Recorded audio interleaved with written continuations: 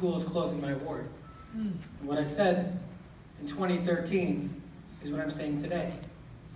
Closing a school is akin to closing a community. And when you close a school in the most struggling communities, you're often removing the last bit of government dollars that comes into that community. So how do you expect the community to thrive if you close the most basic building block of that community?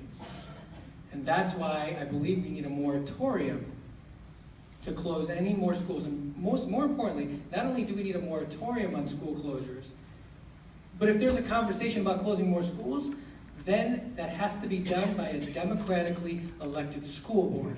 Because having one person appoint a school board who then makes decisions for the rest of us is how we get to a place where we have myopic people running our school system. Thank you. Mr. Kennedy, where do you stand on the closing of schools?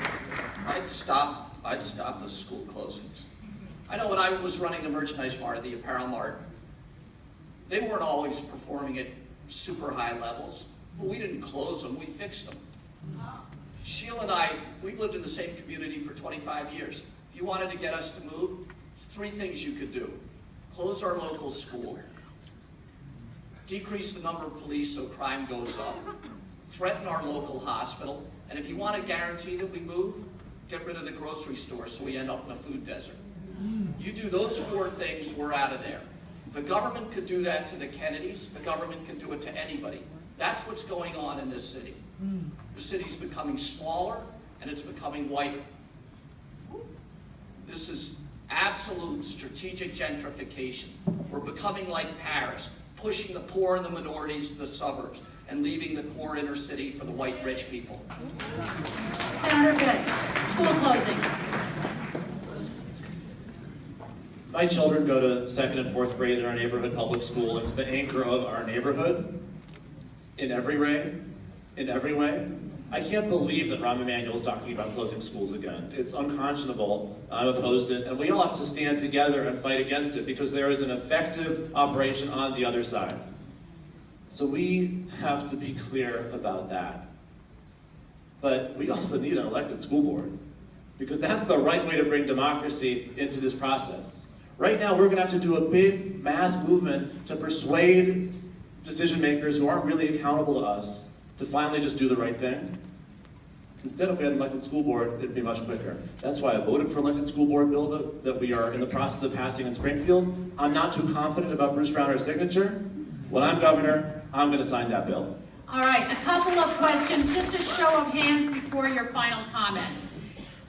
Do you believe in strengthening the gun control legislation in Illinois? Show of hands, yes or no? Thank you. Do you support making Illinois a sanctuary state? Yes or no? Yes. Finally, will you line up behind the Democratic nominee for governor, whomever that may be? Do you all agree? Thank you. All right, I think it's time for the closing statements. We started this way, let's start that way. Mr. Pt3, why don't you begin? We don't lead in anything in Illinois. The only thing we lead in is debt, migration, and jailed governors. Okay. The cannabis industry has been put down considerably, and it's been a disservice.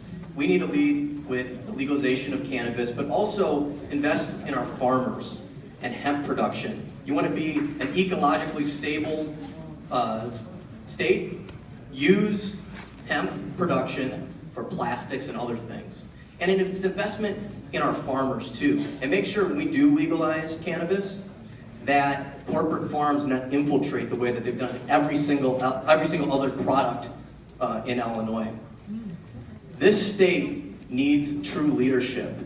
You've been promised a lot of things there, and I hope that people maintain those promises. But if history teaches us anything, it doesn't. So it's up to you, all of you, to hold every one of us accountable. My name's Alex Pt3. Thank you again. Warren Sanders 2020. I want to thank everyone for being here today. Sharna, thanks for letting me do this. As I said before in my opening statement, this election is about race and class because I'm watching politicians at the national and state level pit poor white people against poor black and brown people. And the best way to talk about this is our racist past with the war on drugs. Because it all comes down to economics. So 40 years ago, when jobs were leaving black and brown communities from the inner cities, we did provide investment. We had poverty rates go up, people were struggling, and instead of providing investment, we created a racist war on drugs, and we broke up black and brown families. And now today, those same kinds of jobs are leaving poor white communities, company towns, river towns. The same issues have come up, but the drugs are different. It's not crack and cocaine from 40 years ago, it's opiates. And today we call it a public health crisis. Stop dividing ourselves based on race and class and geography, and recognize that poor white people, poor black people, poor brown people have all the same issues. But stop letting Trump and Rauner use their racist tactics to divide us. Thank you.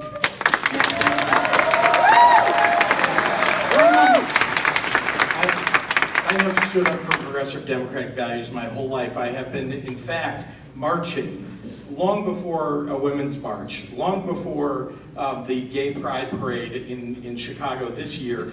We're talking 25 years ago when it wasn't a gay pride parade, when in fact it was a protest. When it was a protest march, when it was called the Illinois Federation for Human Rights, before Equality Illinois. Hosting a gay wedding at my home because it was the right thing to do. It may not have been legal, but it was the right thing to do. And you know that I have been engaged in standing up for people all across the state, particularly our youngest, most at-risk kids. We need universal preschool in this state. We need universal child care in this state. I've been working toward that. There are thousands of kids who get that now in the state because of the work that I've done. The 230,000 kids who get school breakfast, at-risk kids in low-income communities, the tens of thousands of kids who learn to fight bigotry and hatred and intolerance, and I created 1871 and more than 7,000 jobs. Those are big things that I've gotten accomplished, and those big things that I've gotten accomplished are evidence that I can do the job in Springfield for you. Thank you very much. Thank you.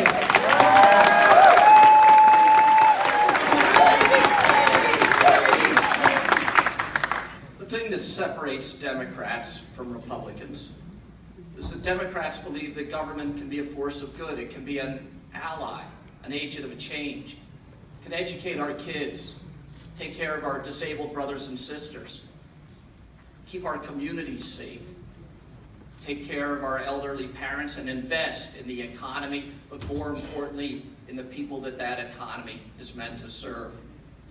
Too many Democrats have been alienated from our party. We'll never be able to get them back. We'll never be able to reach across the aisle to Republicans. We'll never be able to get independents to join us if our party remains corrupt, if our leadership remains compromised, if we allow our senior leadership to continue to have jobs as property tax appeals lawyers, end the corruption, get the dirty money out of politics, get the dirty politicians out of government. Senator Bess. Thank you, and again, thank you everyone for being here. I'll end where I started. This is a really, really important election. And there was a lot that happened here that I think kind of tried to blur some of the distinctions and maybe make us feel as though it's actually not that big a deal. And I'm glad that now in 2017, we have consensus on some of the issues that we didn't have consensus on until super recently. $15 minimum wage, progressive income tax. I'm glad that most people on this stage support some version of single-payer healthcare somehow, but the question we ought to be asking ourselves is who has been fighting this fight and who is going to get it done? When I've been moving forward to try to advance a progressive income tax in the state of Illinois for a decade, we could have used $21 million to help us with that battle, but those $21 million weren't there.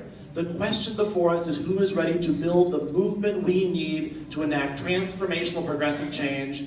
I am that candidate. I'm here asking for your support and asking to join in your movement because we need to have an election and not an auction.